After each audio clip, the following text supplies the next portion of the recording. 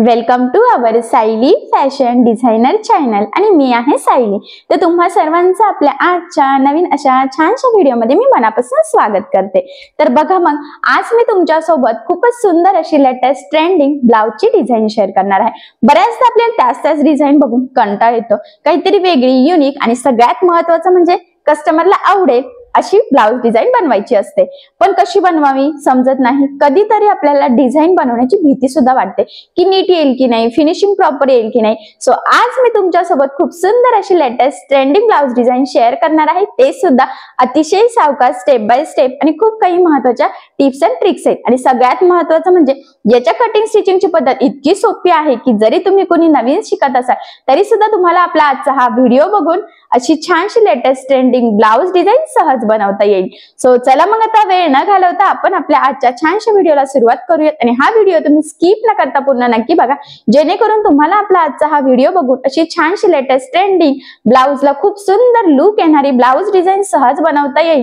त्याचबरोबर नुसतं डिझाईन बनवणंच नाही तर ती प्रॉपर फिनिशिंग सहित कशी बनवावी तर हे सुद्धा सहजच लक्षात येईल। ठीक आहे, तर हे बघा इथे तुम्ही बघू शकतात की हा आहे ब्लाउज पीस आणि हा आहे कॉन्ट्रास्ट कपडा। ते साडीला थोडासा मॅच होणारा थोडासाच आपण प्लेन कॉन्ट्रास्ट कलरचा कपडा वापरून खूप सुंदर अशी आज डिझाईन बनवणार आहोत। तर सगळ्यात आधी आता मी तुम्हाला या बॅक पार्टचं मेजरमेंट कसं आहे ते सांगते, म्हणजे तुम्हाला तुमच्या मापानुसार ह्या डिझाईनसाठी कशा पद्धतीने कटिंग स्टिचिंग करावी तर हे सहजच लक्षात यावे यासाठी। त्याचबरोबर हा बोटनेक आहे, म्हणजे आज आपण ट्रेंडिंग अशी बोटनेक डिझाईन बनवणार आहोत।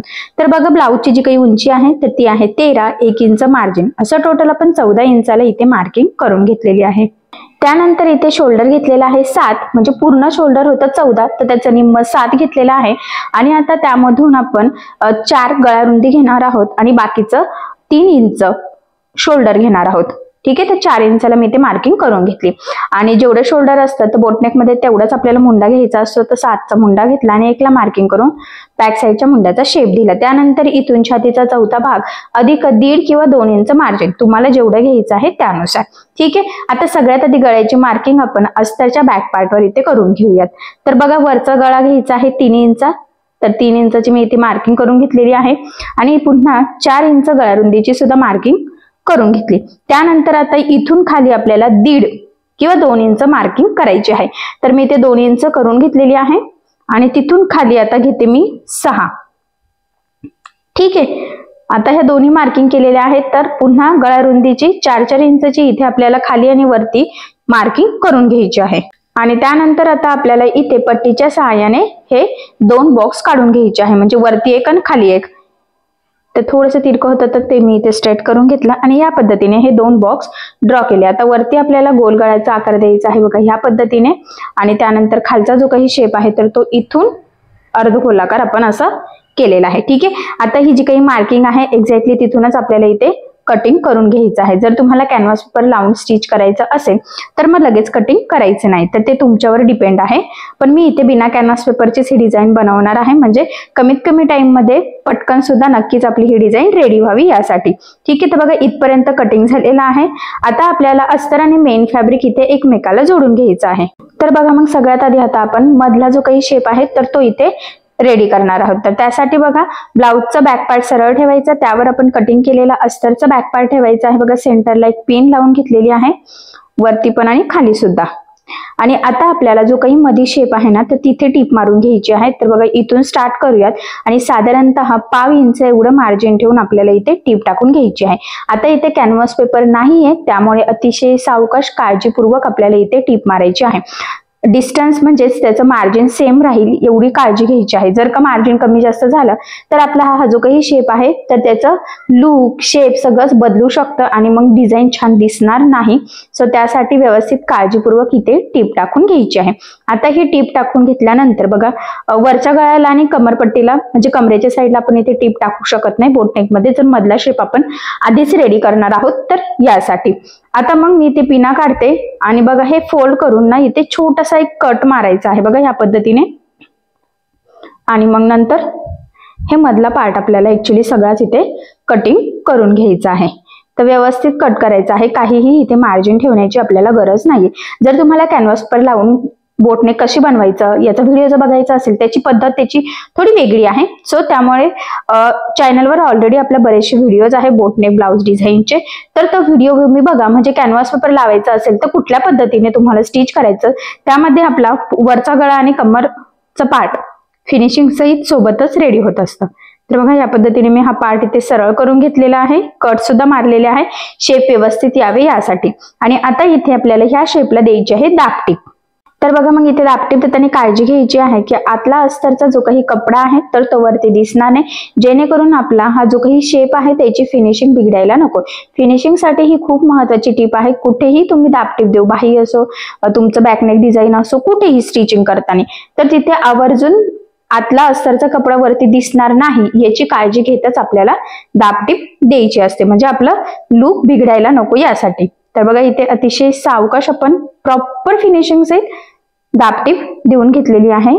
आणि आता मी तुम्हाला हा शेप दाखवते. बघा किती सुंदर प्रॉपर फिनिशिंग सहित रेडी झालेला आहे. कॅनव्हास पेपर न लावता सुद्धा किती छान झालेला आहे. सो या फिनिशिंगच्या टिप्स यूज करा, म्हणजे तुमचा सुद्धा कॅनव्हास पेपर न यूज करता प्रॉपर फिनिशिंग सहित मधला शेप नक्कीच रेडी होईल. त्यानंतर बघा कडेकडेने जोडून घ्यायचं आहे आपल्याला. आणि हे जोडताना जेवढं शक्य आहे तेवढं कमीत कमी मार्जिन आपल्याला इथे पकडायचं आहे, कारण हे मार्जिन आपण कुठेही कॅल्क्युलेट केलेलं नसतं. त्याचबरोबर जोडताना कुठे गोळा होणार नाही, तिरकं वगैरे होणार नाही याची सुद्धा काळजी घ्यायची आहे, कारण मधला शेप आपला प्रॉपर फिनिशिंग सहित रेडी झालेला आहे. त्यामुळे साईडचं व्यवस्थित जोडणंही तितकंच गरजेचं आहे. तर बघा वरचा गळा जो आहे ना तर तो सुद्धा आपल्याला व्यवस्थित इथे कडेकडेने जोडून घ्यायचा आहे. आणि मी सांगितल्याप्रमाणे जेवढं शक्य आहे तेवढं कमीत कमी मार्जिन पकडायचं आहे. आता हा गळा फिनिशिंग सहित कसा रेडी करायचा तर ते तर आपण इथे पुढे बघणारच आहोत, पण त्याआधी ह्या पद्धतीने अस्तर मेन फॅब्रिक आपल्याला जोडून घ्यायचं असतं. तर थोडं थोडंच पकडायचं आहे, मी म्हटल्याप्रमाणे गोळा व्हायला नको यासाठी. आता हे जोडून झालेलं आहे आणि यानंतर आता आपल्याला ब्लाउजचा जो काही एक्स्ट्राचा कपडा आहे सगळ्याच साईडचा तर तो इथे कट करून परफेक्ट मापाचा आपला हा बॅक पार्ट रेडी करून घ्यायचा आहे. कारण तुम्हाला सगळ्यांना माहित आहे अस्तरवर आपण परफेक्ट कटिंग करतो आणि ब्लाउज पीसचा कपडा आपण थोडंसं एक्स्ट्राचं मार्जिन ठेवून कटिंग करत असतो, जेणेकरून आपल्याला शिवताना सोपं जावं. बऱ्याचदा काही ब्लाउज पीसचे खूप धागे सुद्धा निघण्याचे चान्सेस असतात. सो त्यामुळे म्हणूनच मग मधला शेप रेडी झाल्यावर आपण आहे तसं जोडून घेतलं आणि आता आपण एक्स्ट्राचं कट केलं की आपली जी काही मेन डिझाईन आहे तर ते आपल्याला मग व्यवस्थित बनवता येईल आणि कसं कुठे बनवायचं याचा सुद्धा आपल्याला अंदाज येईल, म्हणजे सेंटर पासून व्यवस्थित. ठीक आहे, तर बघा हा पार्ट इथे रेडी झालेला आहे, ते सुद्धा खूप सुंदर असं फिनिशिंग सहित. आता यानंतर आपण गळापट्टी आणि कमरपट्टी इथे लावून घेऊयात. तर बघा अस्तरचाच कपडा मी इथे घेत आहे. तर गळापट्टीसाठी 1 इंच आपल्याला पट्टी लागते. त्याचबरोबर इथे सुद्धा बघा 1 ते 1.25 इंचाची पट्टी कमरपट्टीसाठी स्ट्रेट मी इथे कट करून घेतलेली आहे. आता गळापट्टीसाठी आपल्याला स्ट्रेचेबल कपडा म्हणजे तिरक्या पट्ट्या कट करायच्या असतात. तर बघा पट्टी 1 इंचाची आहे, त्यामुळे मग मी ह्या पद्धतीने दोन्ही साईडने मार्किंग करून घेतली आणि आता ही एक पट्टी तयार करते, म्हणजे कट करून घेते. एवढी आपल्याला इथे सफिशियंट आहे.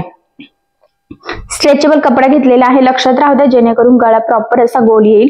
कुठेही काहीही असं म्हणजे काय होतं ना, कपडा जर स्ट्रेचेबल नसेल तर गळा प्रॉपर येत नाही. सो त्यासाठी आठवणीने गळापट्टीसाठी स्ट्रेचेबल कपडाच यूज करायचा. आता बघा ह्या पद्धतीने डबल फोल्ड करून 1/2 इंच एवढं मार्जिन ठेवत आपल्याला इथे गळ्याला ही गळापट्टी लावून घ्यायची आहे. आता 2 लेअर मध्ये आपण फोल्ड करतोय बरोबर, त्यामुळे मग कपडा कमी जास्त होणार नाही. तर बऱ्याचदा कपडा कसा होतो ना वर खाली होतो टीप टाकताना आणि त्यामुळे मग तो निघतो. सो फिनिशिंग वगैरे बिघडते. पुन्हा वरच्या साईडने आपल्याला टीप टाकताना कळतच नाही की कसं करावं. सो त्यासाठी अतिशय काळजीपूर्वक आपल्याला इथे टीप टाकून घ्यायची आहे. एकसारखं मार्जिन सुद्धा पकडायचं आहे, म्हणजे गोल शेप व्यवस्थित येईल. आणि यानंतर बघा आता छोटे छोटे कट्स द्यायचे आहे, जेणेकरून ज्या वेळेस आपण ही पट्टी आतमध्ये फोल्ड करू तर ती प्रॉपर फिनिशिंग सहित फोल्ड व्हावी आणि त्याचा गोलाकार आकार सुद्धा आपल्याला जसं हवा आहे तसा छान यावा यासाठी. आणि त्यानंतर ह्या पद्धतीने बघा आतल्या साईडने फोल्ड करून आपल्याला इथे टीप टाकून घ्यायची आहे. तुम्ही इथे दाबटीप सुद्धा देऊ शकतात, पण मी काही दाबटीप देत नाहीये. थोडंसं 1 लाईन किंवा 2 लाईन एवढं मार्जिन ठेवत इथे टीप टाकून घेत आहे. तर अशी सुद्धा तुम्ही गळापट्टी रेडी करू शकतात. तरी सुद्धा गळाचा आकार खूप सुंदर येतो, कारण की स्ट्रेचेबल कपडा घेतला की बाकीच्या सगळ्या गोष्टी सोप्या होतात. ठीक आहे, तर बघा मग प्रॉपर फिनिशिंग सहित एकदम छान असा गोलाकार गळा आपला रेडी झाला. त्यानंतर लगेचच कमरपट्टी लावूयात. इथे ऍक्च्युली आपण आधी बॅकला टक्स सुद्धा टाकू शकलो असतो, पण आपली जी काही डिझाईन आहे त्यामुळे आपल्याला अंदाज येणार नाही आणि त्यामुळे म्हणूनच आपण डिझाईन झाल्यानंतर टक्स टाकणार आहोत. पण मग मी इथे कमरपट्टी लावून घेते, काही हरकत नाहीये. कमरपट्टी लावल्यानंतर सुद्धा आपण टक्स टाकू शकतो. आणि बघा मग कमरपट्टी आतमध्ये फोल्ड करून आपण इथे दाबटीप देत आहोत आणि इथे सुद्धा दाबटीप देताना आतला अस्तरचा कपडा वरती दिसणार नाही याची आपल्याला काळजी घ्यायची आहे. आणि ह्या पद्धतीने प्रॉपर फिनिशिंग सहित आपण इथे ही जी काही कमरपट्टी होती तर ती लावून घेतलेली आहे. ठीक आहे, आता हा पार्ट मी साईडला ठेवून घेते कारण आता आपल्याला पुढची डिझाईन बनवायला सुरुवात करायची. तर बघा मी इथे कॉन्ट्रास्ट जो काही कपडा म्हटली होती तर तो घेतलेला आहे, एक्स्ट्राचा कट करून घेते, डबल फोल्ड केलेला आहे बघा आणि मध्यभागी बरोबर आपल्याला इथे कटिंग करून घ्यायचं आहे. ठीक आहे, त्यानंतर आता छोटे छोटे तुकडे करायचे आहे. 1.5 बाय 1.5 करू शकतात, 2 बाय 2 सुद्धा करू शकतात, जास्त पण मोठे नाही करायचे ह्या पद्धतीने. ठीक आहे, आता एवढे झालेले आहेत ते एवढे सफिशियंट नाही, आपल्याला अजून लागणार आहे.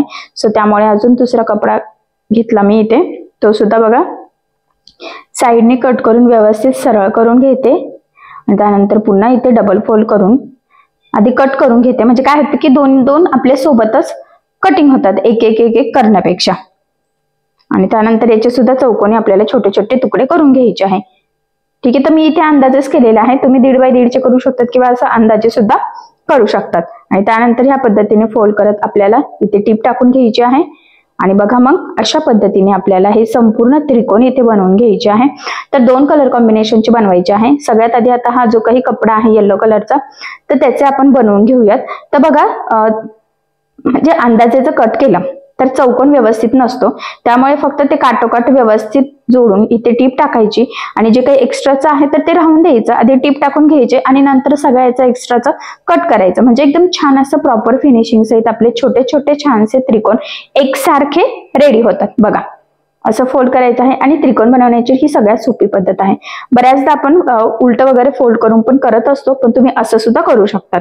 आणि बघा मग फायनली 2 कलर कॉम्बिनेशनचे इथे त्रिकोण रेडी झाले. त्यानंतर ह्या पद्धतीने आधी येलो ठेवायचा आहे, त्यावर आपला जो काही ब्लाउज पीसचा कपडा आहे ना तर त्याचा ठेवायचा आहे आणि साईडने आपल्याला येलो आहे असं दिसलं पण पाहिजे, म्हणजे छान अशी डिझाईन तयार होईल. आणि खालच्या साईडने टीप मारून आता हे सगळे त्रिकोण आपल्याला इथे रेडी करून घ्यायचे आहे. आता सध्या मी एवढेच बनवले आहेत, जर का एखादं कमी पडलं तर आपण लगेच चालू बनवून घेऊयात. आणि पुरले तर ठीकच आहे, पण खूप एक्स्ट्रा होण्यापेक्षा मग मी जरा इथे मोजूनच तयार करून घेतलेला आहे. मला असं वाटतं की एखादं कमी पडू शकतं, एखाद 2. सो बघूयात, किंवा पुरू पण शकतात, काही सांगता येत नाही. ते लावताना त्याचा डिस्टन्सवर मॅच कसं होते त्यावर ते डिपेंड आहे. तर बघा ऍक्च्युली ना 2 कलर कॉम्बिनेशनचे त्रिकोण जोडले आहे आणि हे नवीन असं पॅटर्न मध्ये त्रिकोण तयार झालेले आहे. ते किती सुंदर दिसते. आता ते कट करून सेपरेट करून घेऊयात. आणि याचं सुद्धा जे काही थोडंफार किंचितचं खाली एक्स्ट्रा असेल बघा, जास्त नाही पण थोडंसं, तर ते कट करून घ्यायचं आहे आपल्याला. म्हणजे कसं ना प्रॉपर फिनिशिंग सहित रेडी झाले की पुढची डिझाईन बनवायला सोपं जातं आणि मेन म्हणजे फिनिशिंग छान येते. कारण की मी नेहमीच सांगत असते फक्त डिझाईन बनवणं किंवा ब्लाऊज बनवणंच नाही, तर ती प्रॉपर फिनिशिंग सहित सुद्धा रेडी करणं तितकंच गरजेचं असतं. सो त्यामुळे बघा मग हे त्रिकोण आता रेडी करून घेतलेले आहेत. सगळ्यांना व्यवस्थित टीप टाकून आता आपल्याला हे बॅक पार्टला लावून घ्यायचे आहेत. तर त्यासाठी सगळ्यात आधी बघा आता आपल्याला ह्या मधल्या शेपच्या कडेकडेने 1-1 इंचाची मार्किंग करून घ्यायची आहे, कारण सेम डिस्टन्सवर लागावे यासाठी. नाही तर काय होईल की ते वर खाली होईल आणि सगळं लुकच जाईल. सो तसं होऊ नये त्यासाठी बरोबर कडेकडेने 1-1 इंचाची आपल्याला इथे मार्किंग करून घ्यायची आहे. आणि त्यानंतर हे जे काही पॉइंट आहे ना तर ते मॅच करत बरोबर आपल्याला बघा चॉकच्या सहाय्याने हा शेप इथे ड्रॉ करून घ्यायचा आहे. ठीक आहे, आता ही जी काही मार्किंग केलेली आहे बरोबर यावरच आपल्याला हे त्रिकोण लावून घ्यायचे आहे. तर बघा इथून लावायला सुरुवात करूयात. ठीक आहे, या पद्धतीने किंचितसं थोडंसं त्यामध्ये खाली फोल्ड करायचं आहे, म्हणजे जास्त धागे निघण्याचे चान्सेस राहणार नाही. आणि बरोबर असं एक एक पकडत आता आपण इथे टीप टाकून घेऊयात. आणि हा जो काही शेप आहे ना तर बरोबर म्हणजे जी मार्किंग केलेली आहे ना बरोबर त्यावरच आपल्याला इथे हे त्रिकोण लावून घ्यायचे आहे, जेणेकरून खूप सुंदर असे हे प्रॉपर फिनिशिंग सहित रेडी व्हावे यासाठी. बघा एक एक टाकत आता आपण हे लावून घेत आहोत. आणि बघा मग एकदम प्रॉपर असं व्यवस्थित थोडं पकडत आपण इथे हे त्रिकोण लावून घेतोय. आणि मी म्हटल्याप्रमाणे बघा आता इथे आपल्याला एक त्रिकोण इथे कमीच पडलेला आहे. ठीक आहे, तर काही प्रॉब्लेम नाही. आता इथपर्यंत आपण लावून घेऊयात आणि नंतर आता हा पार्ट मी इथे साईडला ठेवते. ऍक्च्युली 2 कलरचं कॉम्बिनेशन आहे त्यामुळे बघा थोडं वेगळं लुक आलेलं आहे, पण ठीक आहे चला आता पटकन एक एक्स्ट्राचं इथे बनवून घेते. आपल्याला एक कमी पडतंय तर दोन्ही पण बनवून घेतले. म्हणजे मी ना चौकोन तसे एक्स्ट्रा 2-3 कट केले होते, पण मला असं वाटलं की तेवढे सफिशियंट होतील, पण नाही झाले, एक कमी पडलं. ठीक आहे चला मग असं पटकन आता आपण हे दोन्ही पण कलरचं एक बनवून आता हे इथे जॉईन करून घेऊयात. आणि इथे सुद्धा काही किंचितचं एक्स्ट्राचं असेल तर ते इथे कट करा. ठीक आहे. आणि आता इथे आपण कंटिन्यू लगेच लावून घेऊयात. तर बघा आता एक लावलं तरी बरोबर अशी आपली डिझाईन इथे कंप्लीट झालेली आहे. ठीक आहे. तर अशा पद्धतीने आता आपण इथे हे लावून घेतलेले आहे. त्यानंतर काय करायचं आहे, आता इथे आपल्याला लेस लावायची आहे. ऍक्च्युली तुम्ही तुमच्या आवडीनुसार कुठलीही लेस इथे लावू शकतात, बट आता मी इथे डिझायनर गोल्डन कलरची लेस लावणार आहे. तुम्ही कलरफुल सुद्धा लावू शकता, तुमच्या साडीला मॅच होणारी.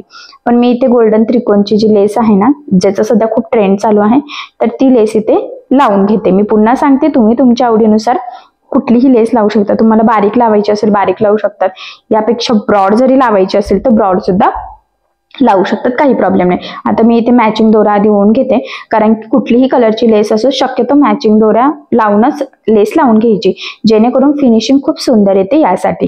कारण की कधी कधी आपल्याला कंटाळा येतो आणि जो काही ब्लाउजचा कलरचा दोरा आहे तर तोच यूज करतो, तर खालचा बॉबिनचा नका चेंज करू, फक्त वरती चेंज करा. ठीक आहे. आणि बघा आता ह्या पद्धतीने मी बरोबर तिथे ठेवलेला आहे आणि ही लेस आपण लावून घेऊयात. तर महत्वाचं म्हणजे लेस लावताना आपला जो काही ओपन त्रिकोणचा पार्ट आहे ना, तर तो त्या लेसमध्ये दाबला जाईल, याची काळजी घ्यायची, जेणेकरून तिथून आपले धागे वगैरे निघण्याचे चान्सेस राहणार नाही आणि आपला ब्लाऊज सुद्धा जेणेकरून लवकर खराब व्हायला नको यासाठी. ठीक आहे. तर बघा मग व्यवस्थित मी थोडं थोडं पकडत लावत आहे, कारण की आपला जो काही आकार आपण इथे मेंटेन केलेला आहे तर तो तसाच राहणं तितकंच गरजेचं आहे. इथपर्यंत लावला. आता आपण इथे डबल टिप देऊन घेऊयात. लेस तुमची जाड बारीक कशीही असू शक्यतो डबल टिप देत चालायची. त्याचे 2-3 फायदे आहे. महत्वाचं म्हणजे लेस पॅक लागली जाते, त्यानंतर लेस वरती तरंगत सुद्धा नाही, जेणेकरून फिनिशिंग सुद्धा खूप सुंदर येते. ठीक आहे. आता काय करायचं आहे, आपल्याला वरचा जो काही गोलाकार शेप आहे ना, तर तिथे सुद्धा एक लेस लावायची आहे. तर तिथे मी सिंपल एकदम बारीक छोटीशी गोल्डन कलरची घेते आणि तीच लेस ना इथे बघा आतल्या साईडने सुद्धा लावायची आहे. तर तुम्ही नाही लावली तरी सुद्धा चालेल, पण मी इथे लावून घेते म्हणजे थोडीशी अजून डिझाईनला आपला लुक यावं यासाठी. तर बघा मग प्रॉपर व्यवस्थित थोडं थोडं पकडत पकडत आता मी इथे टीप टाकून घेत आहे. इथे सुद्धा एक्स्ट्राचं कट करते आणि त्यानंतर आता इथे सुद्धा डबल टिप देऊन घेतलेली आहे. तर तुम्हाला वाटत असेल तर 30 त्रिकोणची तुम्ही इथे सुद्धा लावू शकतात, पण मला नको वाटलं सो म्हणून मी नाही लावलेली आहे. ठीक आहे. त्यानंतर आता वरच्या गळ्याला सुद्धा सेम आता जस्ट आपण जी लावली ना तीच लावून घ्यायची आहे. म्हणजे फक्त त्रिकोणलाच आपण ती त्रिकोणवाली ब्रॉड लावलेली आहे, म्हणजे कसं ना छान असं मॅचिंग होतं आणि लुक सुद्धा छान येतं यासाठी. तर बघा बरोबर गळ्याच्या कडेकडेने इथे सुद्धा आपण ही लेस लावून घेत आहोत आणि इथे सुद्धा आता मी डबल टिप देऊन घेते. ठीक आहे. आता बघा ह्या गळ्याला सुद्धा आपण इथे ही लेस लावून घेतलेली आहे. त्यानंतर काय करायचं बघा, आता आपल्याला कुठून लावायची आहे, म्हणजे हीच लेस लावायची आहे. तर ते वरचा जो काही पार्ट आहे ना तिथे लावायची आहे. हे बघा थोडीशी स्टार्टिंगला फोल्ड केलेली आहे, म्हणजे मी त्रिकोणची लावलेली आहे, हा जी आपण मगाशी लावली होती ना तीच. आणि बघा तर हे कॉम्बिनेशन खूप सुंदर झालेलं आहे, लेसचं सुद्धा आणि त्रिकोणचं सुद्धा. सो त्यामुळे बघा डिझाईनला अजून सुंदर असं लुक आलेला आहे. स्टार्टिंग एंडिंगला व्यवस्थित लेस फोल्ड करून घ्यायची आहे आणि आधीच्या गोलाकार शेपमध्ये जे काही लेस लावलेल्या आहेत ना तर त्या बरोबर ह्या लेसमध्ये दाबल्या जातील. या पद्धतीने लावायचे आहे, म्हणजे तिथून लेसचे सुद्धा धागे वगैरे निघून ते खराब व्हायला नको यासाठी. ठीक आहे. तर बघा मग प्रॉपर फिनिशिंग सहित आपलं इथे एवढं स्टिच झालं. त्यानंतर आता बॅक साईडला आपण इथे टक्स टाकून घेऊयात. तर मी म्हटलं होतं बघा की नंतरच टाकायचं आहे, कारण की त्या डिझाईनवर म्हणजे ते त्रिकोण लावले होते ना त्यावर डिपेंड आहे यासाठी. ठीक आहे. एक साईडने टाकलं सेम त्याच पद्धतीने आता आपण दुसऱ्या साईडला सुद्धा इथे टक्स टाकून घेऊयात.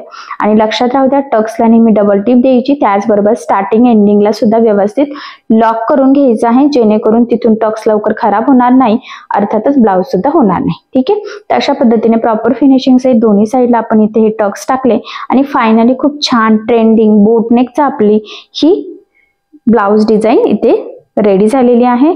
तर बघा मग थोडंसं जवळून लुक दाखवते, जेणेकरून तुम्हाला डिझाईन आणि लेस वगैरे कशी यूज केलेली आहे तर ते सुद्धा दिसेल. आणि कलर कॉम्बिनेशनमुळे सुद्धा बघा ही डिझाईन अजूनच सुंदर अशी रेडी झालेली आहे. आणि सगळ्यात महत्त्वाचं म्हणजे याचं जी काही फिनिशिंग आहे ना तर कॅनव्हास पेपर यूज केलेला नाहीये, तरी सुद्धा बघा किती सुंदर अशी फिनिशिंग आलेली आहे. सो अशी लेटेस्ट ट्रेंडिंग ब्लाउज डिझाईन तुम्ही सुद्धा नक्की ट्राय करून बघा. नक्कीच या छानशा डिझाईनमुळे तुमच्या साडीला आणि ब्लाउजला खूप सुंदर असं लुक येईल. आणि आता सध्या बोटनेक ब्लाउजचं सुद्धा खूप ट्रेंड चालू आहे. सो नक्कीच ट्राय करा आणि जर काही प्रॉब्लेम येत असेल तर मला कमेंट करून नक्कीच कळवा. ठीक आहे. तर बघा मग नक्कीच तुम्हाला आज मी जे शिकवलेलं आहे ते लक्षात आलं असेल। ऍक्च्युली मी तुम्हाला ही संपूर्ण कटिंग आणि स्टिचिंग अतिशय सावकाश स्टेप बाय स्टेप आणि खूप काही महत्त्वाच्या टिप्स आणि ट्रिक्स सांगितलेल्या आहे, जेणेकरून तुम्हाला आपला आजचा हा व्हिडिओ बघून अशा पद्धतीचं कटिंग आणि स्टिचिंग करणं खूपच सोपं जावं। सो मी ज्या काही टिप्स आणि ट्रिक्स सांगितलेल्या आहेत तर त्या नक्की फॉलो करून बघा आणि यामध्ये जर तुम्हाला काही प्रॉब्लेम येत असेल तर मला कमेंट करून नक्कीच कळवा, मी तुमच्या प्रश्नाची उत्तर देण्याचा नक्कीच प्रयत्न करेन। ठीक आहे, सो चला मग आता आपण आपला आजचा व्हिडिओ इथेच थांबूयात आणि तुम्हाला आपला आजचा व्हिडिओ कसा वाटला हे मला कमेंट करून नक्की कळवा। त्याचबरोबर आपला व्हिडिओ आवडला असेल तर व्हिडिओला लाईक करायला विसरू नका आणि असेच नवनवीन छानसे व्हिडिओज बघण्यासाठी आपल्या सायली फॅशन डिझायनर या चॅनलला लाईक करा, शेअर करा आणि सबस्क्राईब करायला विसरू नका। ठीक आहे, चला मग भेटूया पुन्हा नवीन अशा छानशा व्हिडिओमध्ये। तोपर्यंत टेक केअर, काळजी घ्या आणि आपला आजचा व्हिडिओ शेवटपर्यंत पूर्ण बघितल्याबद्दल thank you so much. Bye bye.